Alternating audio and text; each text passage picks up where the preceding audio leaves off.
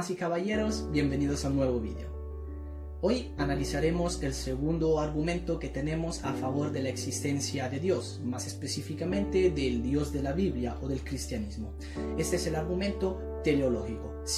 Le sigue al argumento cosmológico, que es el que estuvimos viendo en el vídeo anterior, donde vimos que por medio del principio de causa y efecto demostramos de una forma razonable como no se puede decir que simplemente el universo empezó a existir así por sí solo, o aún la vida, no son cosas que pudieron empezar a existir sin una causa, puesto que todos estos son efectos y los efectos necesitan una causa obligatoriamente. No pueden las cosas empezar a existir por sí solas.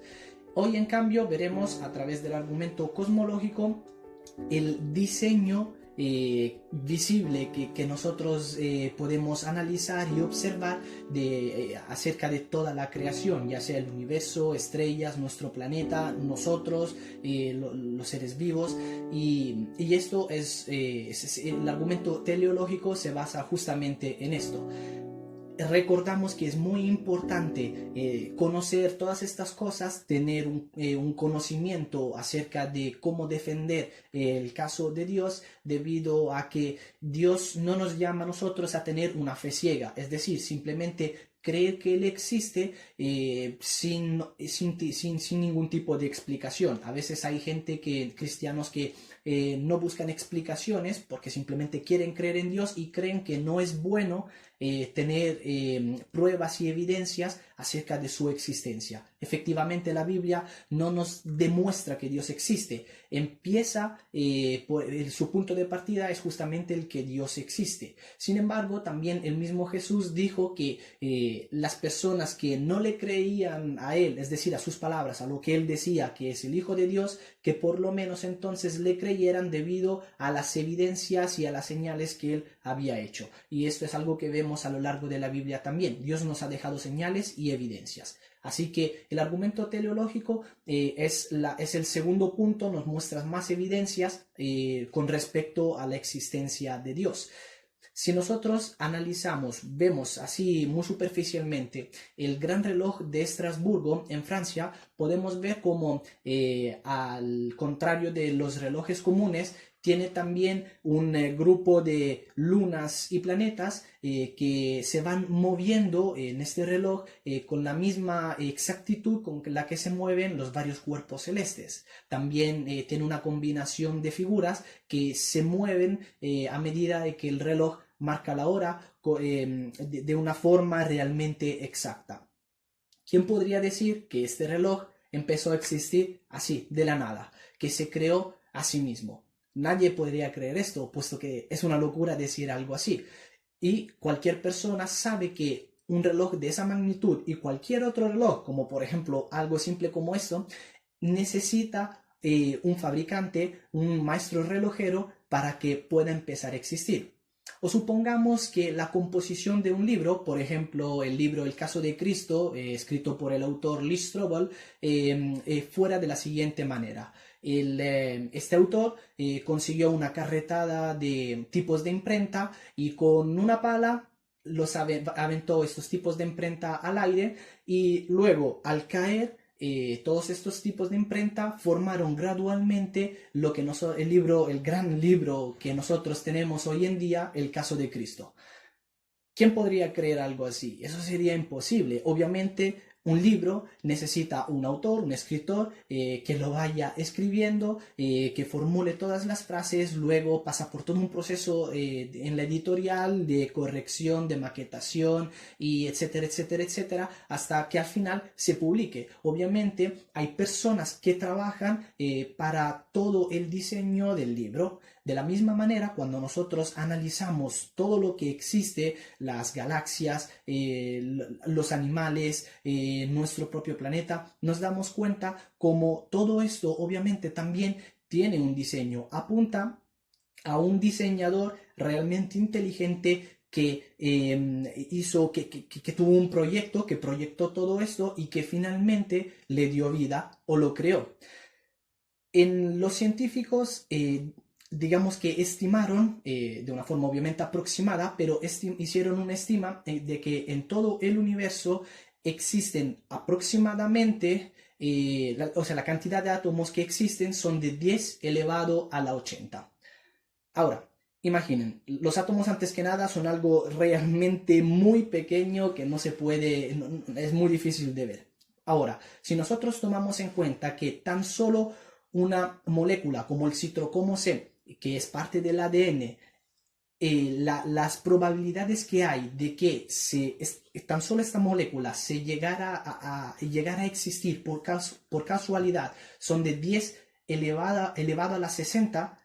Imaginen qué significa entonces que o sea, las probabilidades que hay de que todo el universo pudiera empezar a existir de la nada, así por sí solo. Esas probabilidades no nos las podemos ni siquiera imaginar. Para poderlo entender mejor, como para poderlo poner de manera gráfica. Sería como que el hecho de que el citrocromo se empezara a existir por sí solo, esas probabilidades que hay, 10 a la 60, sería como si nosotros pusiéramos una cantidad de monedas igual a 10 a la 60 cubriendo la ciudad de Nueva York y después le pidiéramos a una persona que se vendara los ojos y que escogiera a la primera vez una moneda marcada y que nosotros hemos puesto en esa cantidad de monedas que cubren la ciudad de Nueva York.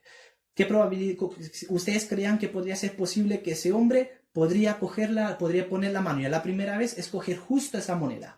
Es algo realmente imposible. Ahora imagínense con toda la cantidad de átomos que existen en el universo. Y eso que me estoy quedando corto con la distancia exacta que hay entre la Tierra y el Sol, la inclinación del eje de la Tierra que está en el punto exacto, la cantidad de estaciones que tenemos en nuestro planeta, la correcta duración de días que tiene la Luna, que tarda en dar la vuelta alrededor del Sol. Son cosas realmente que una persona cuando las analiza, cuando las observa, dice, esto no puede haber empezado a existir por sí solo. Y cualquier persona que a lo mejor nos dijera, volviendo al ejemplo del reloj, que ese reloj, bueno, yo jamás he visto a un fabricante, a un maestro relojero hacer un reloj. Eso nos haría cambiar de idea acerca de que realmente existe el fabricante. Por supuesto que no, aunque nosotros no lo conocemos ni tampoco nunca le hemos visto. Y si alguien nos dijera, bueno, pero es que las propiedades que le permiten al reloj funcionar son propiedades que se pueden explicar por medio de leyes naturales, nos haría entonces a nosotros creer que, bueno, entonces, puesto que se puede explicar por medio de leyes naturales, bueno, entonces se creó solo. No, por supuesto que no. Todo esto simplemente significa que hay un fabricante que entendió esas leyes naturales y que entonces hizo este proyecto del reloj y que al final lo fabricó para que pudiera así cumplir con el fin o con el propósito que tenía al construirlo. Además de todo esto, es imposible realmente que la vida empezara a existir por sí sola, puesto que tan solo por decir así, tan solo este argumento, esta postura, infringe por lo menos las primeras dos leyes de la biología, que son que la vida solo viene de la vida y que las especies se reproducen según su especie. Pero aún admitiendo que el universo empezó a existir solo, aún admitiendo que la vida empezó a existir sola por medio de procesos evolutivos, todo esto no respondería a todas, en cambio, las demás cosas que no son materia, que no son parte de la materia, puesto que el argumento del Big Bang y de la evolución solo podrían explicarnos cómo la materia empezó a existir y cómo se transformó en vida. ¿Y qué decir entonces de la conciencia, de la razón, de la inteligencia y de demás cosas inmateriales que están en nosotros y que solo nosotros los seres humanos tenemos, ningún otro ser vivo tiene? Todo esto no podría explicarlo ningún otro argumento.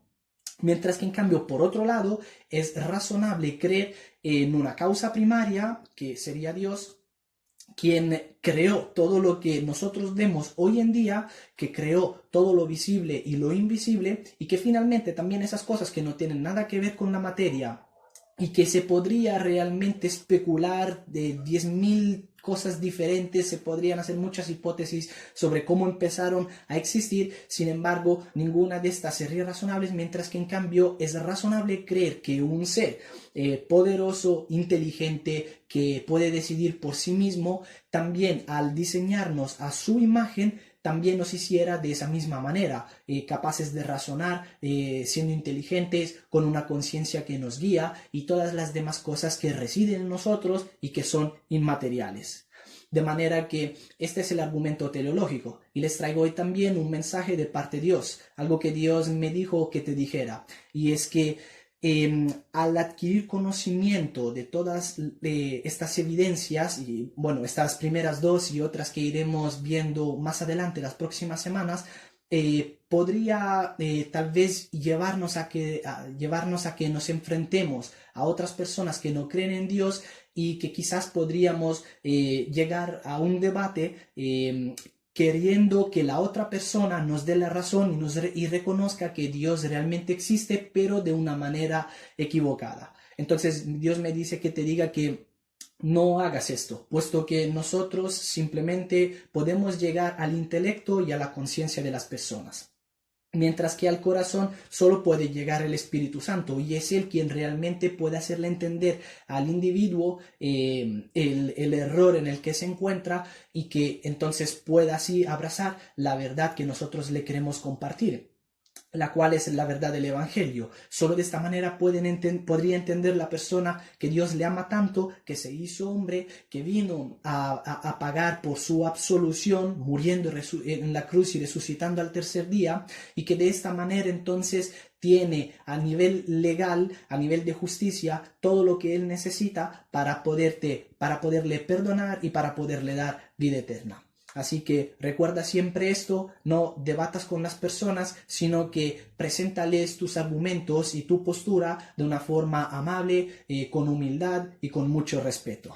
Así que vamos a concluir este vídeo. Hemos visto unas cuantas evidencias, hemos visto que al analizar la ideología atea realmente nos damos cuenta de que ellos necesitan más fe que nosotros a la hora de creer, de estar seguros en cómo se originó ya sea la materia como también la vida, puesto que la fe tiene que ver con tener la certeza de algo que en realidad jamás hemos visto. La ciencia se puede dividir en dos grandes ramas, que es la ciencia observacional y la ciencia histórica. Cuando se trata de ciencia observacional, que es lo que nosotros podemos ver realmente hoy en día, entonces podemos hablar de cosas normalmente a ciencia cierta, mientras que en cambio cuando se trata de ciencia histórica, nadie realmente puede decir a ciencia cierta esto fue lo que pasó. Sin embargo, las evidencias que nosotros tenemos apuntan a la existencia de un Dios que creó tanto el universo como también la vida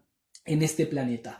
Nosotros creemos en Dios porque, primero, sabemos que existe, y segundo, las evidencias que tenemos apuntan hacia Él. Así como también estamos totalmente seguros de que existen las partículas subatómicas, partículas que realmente nadie puede ver, y sin embargo sabemos que están ahí, sabemos que existen, y también las evidencias apuntan hacia ellas.